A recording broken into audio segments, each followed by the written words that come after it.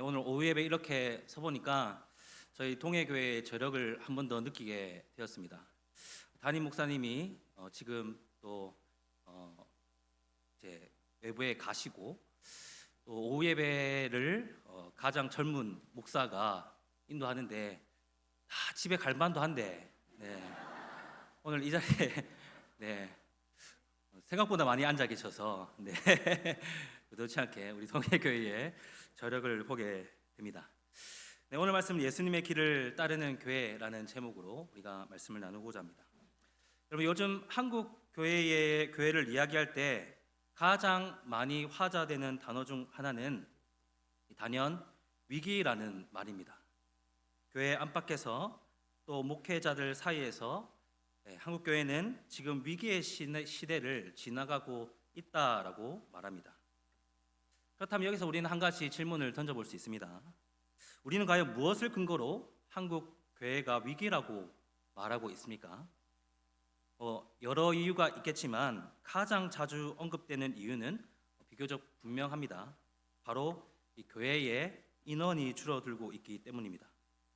출석 인원이 줄어들고 다음 세대가 보이지 않으며 예전에 가득 찼던 그 자리가 비어 보이기 시작할 때 우리는 자연스럽게 교회가 어려워지고 있다, 그렇게 말합니다. 그래서 인원이 감소하는 교회는 늘 일정한 위기의식을 갖게 되고 이 위기의식은 곧 불안으로 이어집니다. 이 불안은 교회를 가만두지 않습니다. 무언가를 해야 할 것 같고 무언가를 바꾸지 않으면 안 될 것 같고 다시 사람을 모을 방법을 찾아야만 할 것 같은 그런 조바심을 느끼게 합니다. 결국 교회는 사람을 모으는 일에 점점 더 많은 관심을 쏟게 됩니다. 프로그램을 고민하고 전략을 세우고 재정을 투자합니다. 이렇게 말씀드리면 그게 뭐가 문제지? 당연히 그래야 되는 거 아닌가, 그렇게 생각하실 수 있습니다. 네, 맞습니다.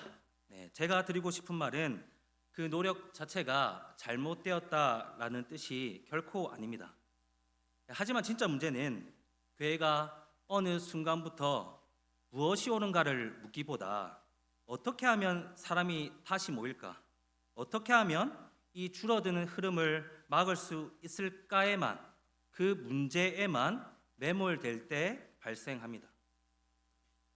인원의 변화가 교회의 모든 방향을 결정하는 유일한 기준이 되어버리는 것입니다.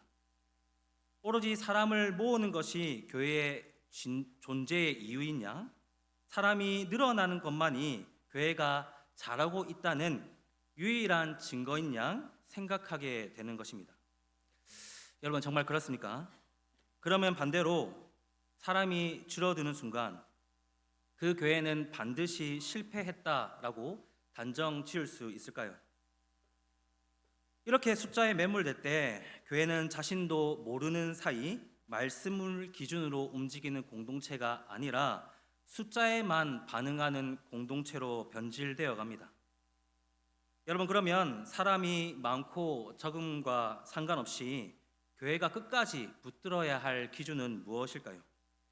우리는 오늘 본문 말씀을 통해 예수님이 어떤 기준으로 사역하였는지를 살펴보며 오늘날 교회가 어디에 서 있어야 할지, 진정한 기준이 무엇인지 함께 살펴보려고 합니다.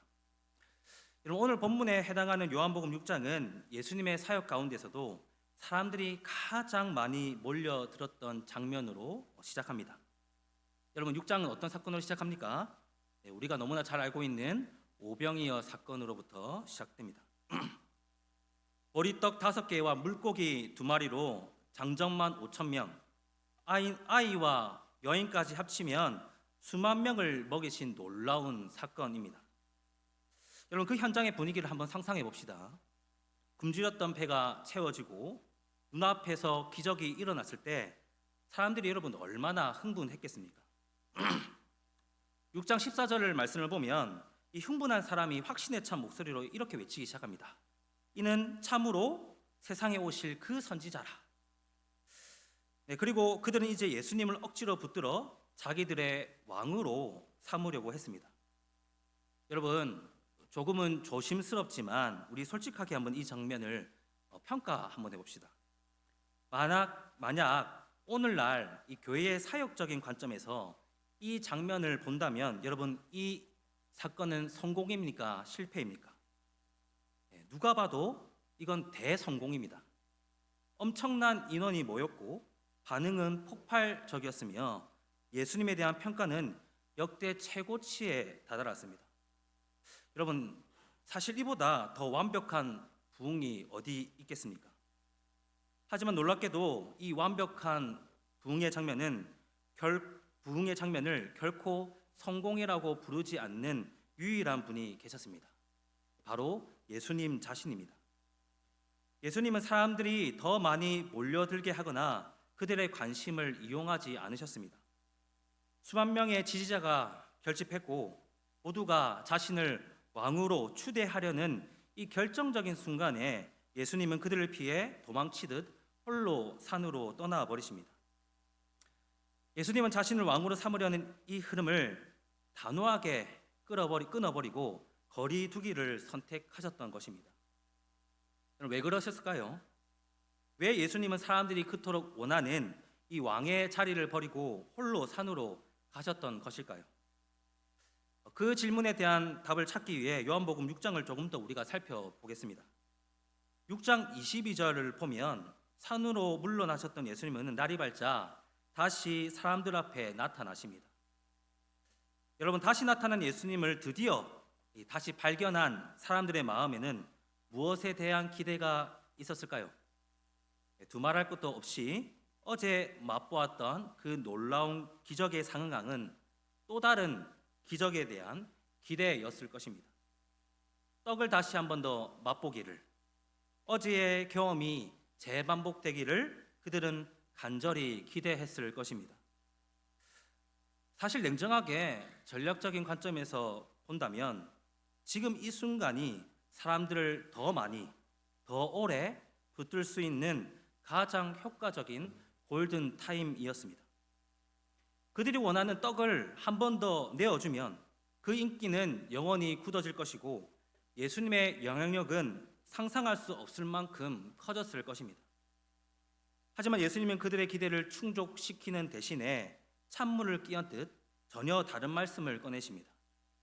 사람들은 눈에 보이는 떡을 원했지만 예수님은 영원히 죽지 않는 떡, 이른바 생명의 떡에 관한 설교를 시작하신 것입니다.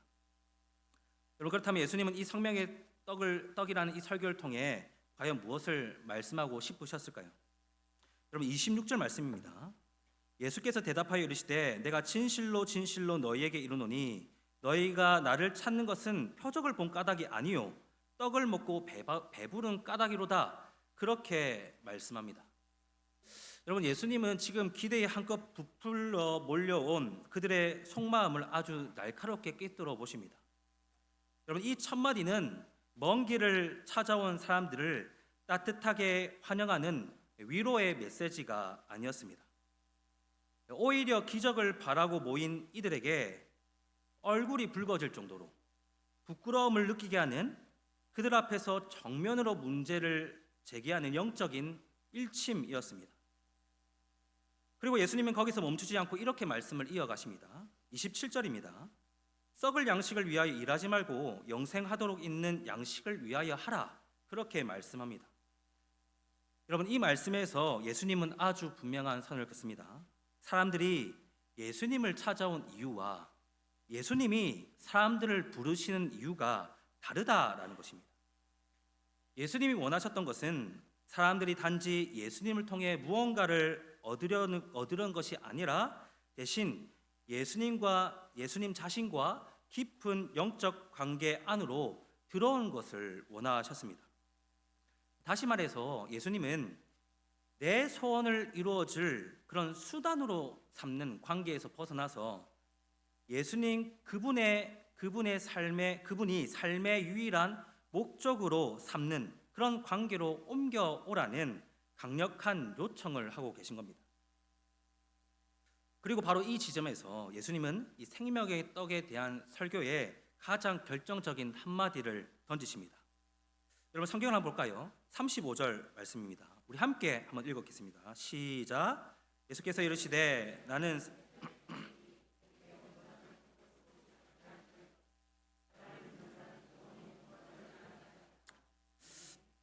여러분, 이 말씀을 듣는 사람들이 생각하고 있던 떡은 무엇이었겠습니까?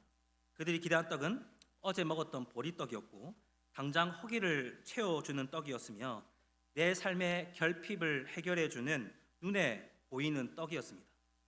하지만 예수님이 말씀하시는 이 생명의 떡은 그들이 생각하는 것과 본질적으로 달랐습니다. 예수님은 내가 너희에게 떡을 주겠다라고 약속하지 않으셨고 대신 내가 곧 그 떡이다 라고 선포하십니다. 이것은 단순히 필요를 채워주겠다라는 서비스적인 제안이 아니라 삶의 중심을 바꾸라는, 삶의 중심을 통째로 바꾸라는 아주 강력한 요구를 그 모인 자들에게 하고 있는 겁니다.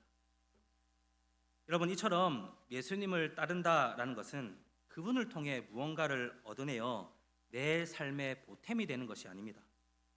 이제는 예수님 외에 내 삶을 지탱할 다른 생명의 근거가 없음을 처절하게 인정하며 오직 그분만으로 살아가라는 전적인 헌신의 그런 요청이었던 것입니다. 여러분, 그렇다면 이 파격적인 요구 앞에 사람들은 어떻게 반응했을까요? 그리고 더 중요하게 우리가 살펴봐야 할 것은 그러한 사람들의 반응에 대해 예수님은 과연 어떠한 태도를 취하셨는가입니다. 오늘 본문인 요한복음 6장 66절은 이 설교의 결과를 아주 담담하게 기록하고 있습니다. 여러분, 66절입니다. 그때부터 그 제자 중에서 많은 사람이 떠나가고 다시 그와 함께 다니지 아니하더라, 그렇게 말씀합니다.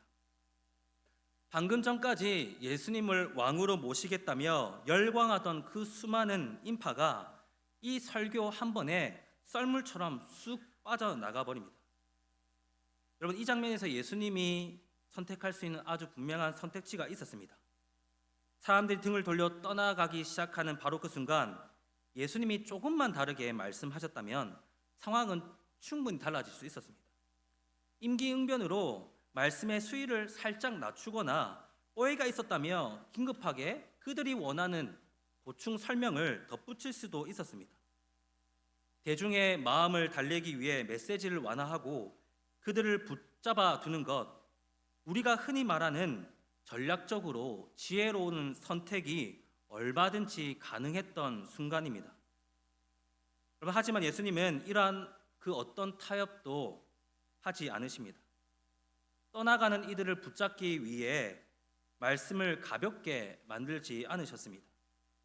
결국 수많은 사람들이 떠나갔고 곁에는 오직 소수만 남게 되었습니다. 여러분, 어떻습니까?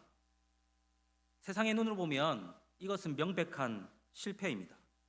사역의 실패입니다. 엄청난 부흥을 한순간에 망쳐버린 엄청난 실수의 장면이라고 평가할 수 있습니다. 그런데 여러분, 요한복음은 이 장면을 결코 실패로 기억하지 않고 있습니다. 오히려 요한복음은 이 장면을 통해 예수님의 사역이 도대체 무엇을 목표로 하고 있었는지를 가장 선명하게 드러내고 있습니다. 여러분, 수많은 군중이 썰물처럼 떠나간 뒤 텅 빈 들판에 예수님은 남겨진 제자들을 향해 묻습니다. 바로 너희들도 가려느냐라는 질문입니다. 여러분, 이 질문은 제자들이 떠나갈지 몰라서 불안감에 묻는 질문이 아니었습니다.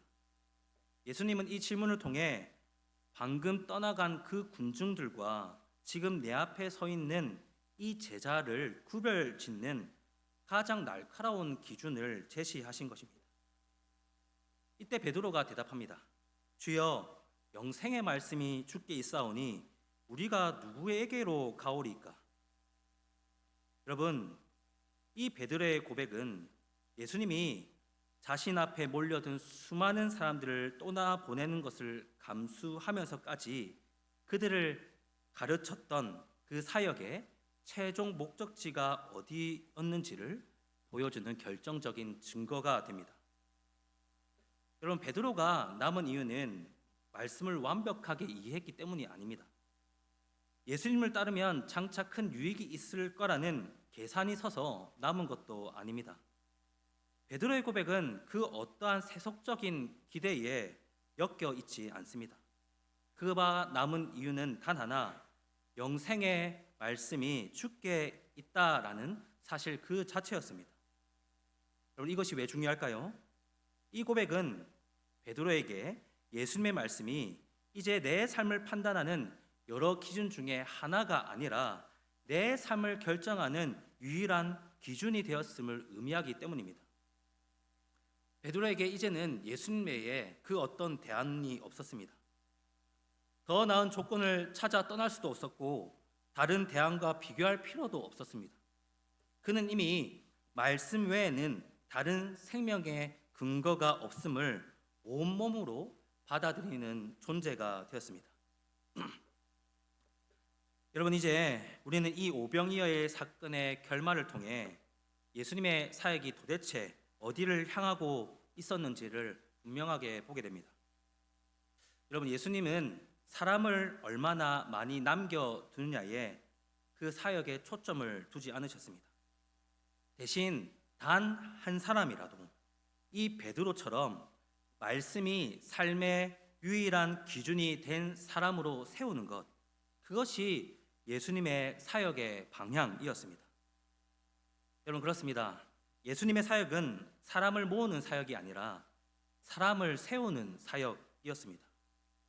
사람을 떠나가지 못하게 발을 묶어두는 것이 아니라 단 한 사람이라도 말씀 앞에 다른 길을 선택할 수 없도록 만드는 것, 말씀이 아니면 살아갈 수 없는 존재로 빚어내는 것이 예수님이 끝까지 지키신 그 사역의 방향이었던 것입니다.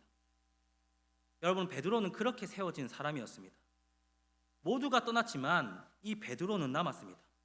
그리고 이것이 예수님의 사역이 거둔 진정한 성공이라는 결과였던 것입니다. 여러분, 지금까지 우리가 살펴본 예수님의 사역의 본질이 무엇인지 충분히 이해가 되십니까?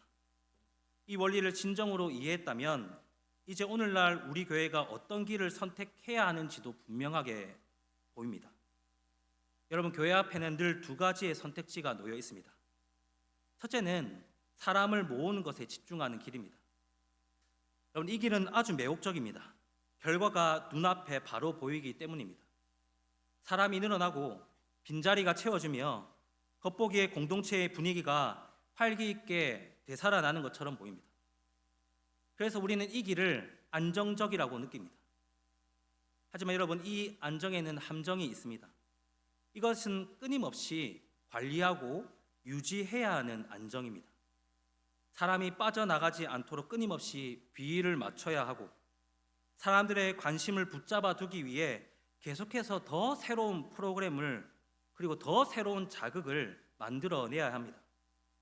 결국 교회는 본질을 고민하기보다는 사람을 붙잡아 두는 기술에 더 많은 에너지와 재정을 쏟게 됩니다. 여러분, 이것은 사역이라기보다는 유지 보수에 가까운 모습이 될 때가 참 많습니다. 둘째는 여러분, 사람을 세우는 것에 집중하는 길입니다. 이 길은 분명히 더디고 고단합니다. 눈에 보이는 성과가 적고 때로는 사람이 떠나가 교회가 작아지는 것처럼 보일 때도 많습니다. 한 사람 한 사람에게 엄청난 시간을 쏟아야 하고 말씀으로 실현하며 그가 흔들릴 때에는 함께 비바람을 맞으며 버텨줘야 합니다. 그래서 이 길은 처음부터 불안한 길처럼 보입니다. 당장 숫자가 줄어드는 것을 견뎌야 하기 때문입니다. 하지만 요한복음 6장은 이 두 길 사이에서 예수님은 어떤 선택을 하셨는지 우리에게 똑똑히 보여줍니다. 예수님은 사람을 붙잡는 방향으로 선택하지 않았습니다. 수만 명의 사람들이 등을 돌려 떠나가는 그 뼈아픈 불안을 기꺼이 감수하시고 오직 사람을 세우는 길을 선택하셨습니다. 당장의 숫자가 아니라 말씀 위에 뿌리 내린 한 사람을 더욱 소중히 여겼던 것입니다. 여러분, 그 결과는 어땠습니까? 그렇게 세워진 소수의 제자들을 통해 오히려 복음의 불길이 타올랐고 오늘날 우리에게까지 그 구원의 소식이 전달되는 놀라운 기적이 일어났습니다. 여러분, 이것은 단순히 사람을 모아서 만들어낸 외형적인 부흥이 아니었습니다. 말씀 앞에 바로 선 한 사람의 제자를 통해 하나님께서 직접 일으키신 정말 생명력이 넘치는 부흥의 불길이었습니다. 사랑하는 성도 여러분, 바로 이 길이 우리가 따라가야 할 제자의 길이며 우리 교회가 지켜내야 할 사명의 길입니다. 잠시 저의 이야기를 좀 해보겠습니다. 저는 지난 10년 동안 여러분 중고등부와 청년부 사역 현장을 지나오며 사람을 모으는 것과 사람을 세우는 것이라는 이 두 갈래길 사이에서 끊임없이 갈등하고 고민해 왔습니다. 부교역자로서 당장 눈앞에 보이는 숫자가 줄어들 때에 그 조바심은 참으로 견디기 어려운 시험이었습니다. 하지만 그 짧지 않은 시간 속에 제가 얻은 명확한 확신이 하나 있습니다. 그것은 이벤트나 프로그램으로 사람을 많이 모으는 데 집중할 때보다 단 한 사람이라도 말씀 위에 제대로 세우려는 몸부림침이 있을 때에 공동체 안에는 훨씬 더 본질적이고 강력한 변화가 일어난다라는 사실입니다. 그리고 더욱 놀라운 것은 그렇게 말씀으로 단단히 세워진 그 한 사람이 또 다른 누군가를 자신과 비슷하게 세워가는 것을 우리가 보게 된다라는 겁니다. 여러분, 이것이야말로 프로그램이 만들어내는 인위적인 확장이 아니라 생명이 생명을 낳는 성경적 재생산의 성장입니다. 이것이 바로 성경이 말하는 진짜 교회의 모습이며 예수님이 남기신 사역의 유일한 방법입니다. 교회는 사람이 모이기 때문에 자라는 공동체가 아니라 사람이 세워지기 때문에 자라는 공동체임을 믿으시기 바랍니다. 말씀을 정리하도록 하겠습니다. 오늘 우리는 요한복음 6장을 통해 예수님이 어떤 기준으로 사역하는지 살펴보았습니다. 예수님이 가신 길은 화려한 군중 속에 안주하는 길이 아니었습니다. 도리어 수많은 인파가 떠나가는 아픔을 겪더라도 오직 말씀 위에 바로 서는 한 사람을 세우는 좁은 길이었습니다. 그렇게 예수님은 사람을 붙잡아 두기 위해 말씀의 무게를 가볍게 만들지 않으셨습니다. 사역의 규모를 유지하기 위해 진리를 타협하는 일도 없으셨습니다. 대신 말씀을 자기 삶의 유일한 근거로 붙드는 제자를 세우는 길을 끝까지 걸어가셨습니다. 사랑하는 성도 여러분, 성도의 숫자가 줄어드는 것이 진짜 위기입니까? 여러분, 아닙니다. 진짜 위기는 사람이 줄어드는 것이 아니라 말씀 앞에 바로 선 한 사람이, 그 한 제자가 보이지 않는 겁니다. 교회의 진짜 성장은 사람이 많이 모인 데서 시작되지 않습니다. 단 한 사람이도 말씀 위에 바로 서는 데서부터 시작합니다. 여러분, 우리가 눈에 보이는 현상에 흔들리지 않고 오늘도 묵묵히 예수님의 길을 따라 걸어가는 복된 우리 모두가 되기를 주님의 이름으로 간절히 소망합니다.